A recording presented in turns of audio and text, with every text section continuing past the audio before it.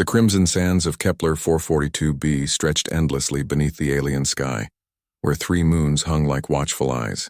Commander Adnan Malik crouched behind the twisted wreckage of their dropship, his tactical visor displaying readings that made his heart race. 50 meters to his left, Lieutenant Nihal Aziz checked her plasma rifle's charge indicator.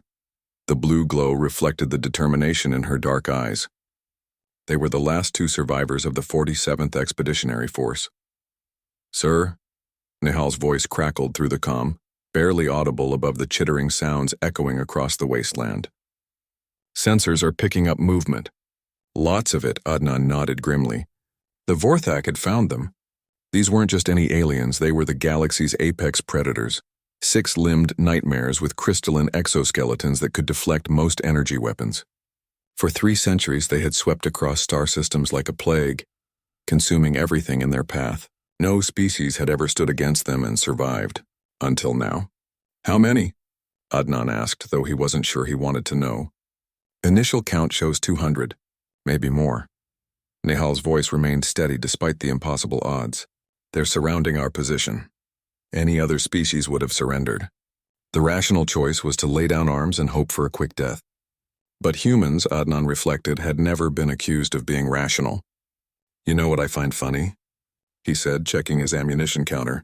"Everyone said we were too young as a species. Too volatile, too human." A sound like breaking glass echoed across the desert as the first wave of Vorthak crested the nearby dunes. Their multifaceted eyes gleamed with predatory hunger, mandibles clicking in anticipation. Each creature stood nearly 3 meters tall, their razor-sharp limbs designed for tearing apart prey. "What's funny about that, sir?" Nihal asked, taking aim. Adnan smiled, an expression that would have terrified any alien who understood human facial expressions. They were right about the volatile part. The first Vorthak charged, its 6 legs carrying it across the sand with frightening speed. Nihal's plasma bolt caught its center mass, but the energy dissipated harmlessly across its crystalline armor. The creature didn't even slow down. "Conventional weapons aren't working," she shouted. "Then we improvise," Adnan replied, pulling 2 thermal grenades from his belt. Human specialty number 1, adaptation under pressure. He hurled the grenades not at the approaching Vorthak, but at the sand dunes behind them. The explosion sent cascades of superheated glass raining down, creating a momentary barrier, but it was only buying them seconds. The Vorthak had been observing human tactics for months, studying their predictable military formations and standard equipment. What they hadn't accounted for was humanity's greatest weapon, unpredictability born of desperation. "Nihal, remember what happened on Europa?" Adnan asked, his fingers working rapidly on his suit's environmental controls. Her eyes widened with understanding. "The pressure differential incident? Sir, that's insane." "Exactly." On Europa, a maintenance accident had taught them that rapid atmospheric decompression could turn any sealed environment into a weapon. Now on Kepler 442b's surface, Adnan began venting his suit's oxygen in controlled bursts, creating pockets of different atmospheric pressure. The first Vorthak to break through their makeshift barrier suddenly found itself caught in a localized pressure wave. Its crystalline exoskeleton, perfectly evolved for its homeworld's conditions, began to crack under the stress. The creature's confident advance turned into a panicked scramble as its natural armor became a liability. "It's working!" Nihal exclaimed, following Adnan's lead.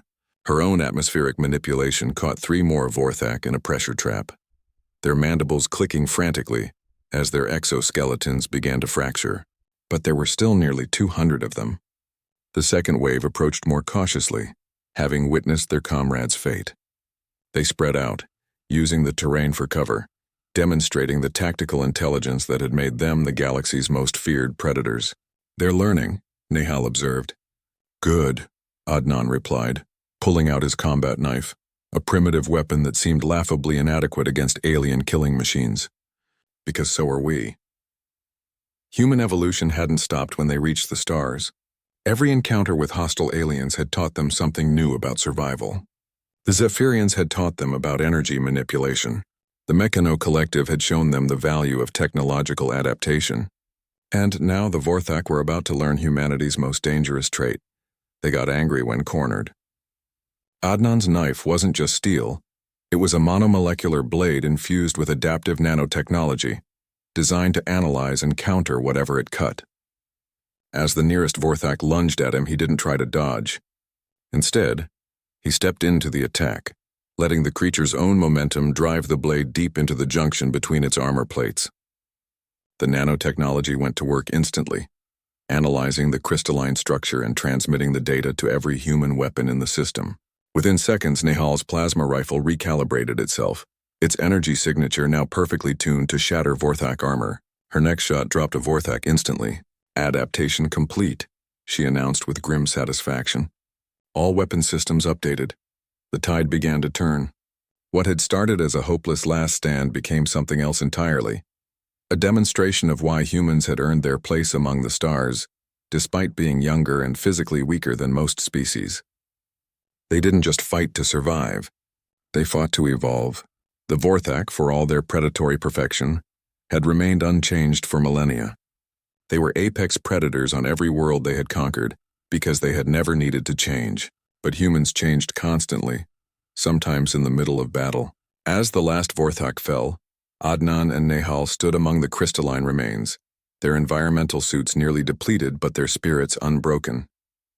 In the distance, the familiar blue trails of human dropships began descending through the alien sky. "Reinforcements?" Nehal asked. "No," Adnan replied, watching as dozens of ships landed across the horizon. "Colonists. The brass wants to establish a permanent settlement here." Nehal stared at him in disbelief. "On a world where the Vorthak just tried to exterminate us?" Adnan smiled that same terrifying human smile. "Nehal, we just proved that the most dangerous predators in the galaxy can be stopped. What do you think that's going to do to humanity's reputation?" As if summoned by his words, his comm unit crackled to life with transmissions from across the sector. Species after species, worlds that had cowered before the Vorthak for centuries, were suddenly very interested in forming alliances with the young humans who had done the impossible. "You know what this means, don't you?" Nehal asked, watching the colonist ships begin their landing procedures. Adnan nodded, looking up at the 3 moons of Kepler 442b, humanity's newest home. "It means the galaxy just learned that humans don't just survive. We thrive." In the months that followed, xenobiologists across the galaxy would struggle to understand how 2 humans had defeated 200 Vorthak. They would analyze the battle footage, study the weapons used, and map every tactical decision made. But they would miss the most important factor. Humans didn't fight like any other species because they weren't like any other species. They were the galaxy's newest children, and they were ready to claim their inheritance.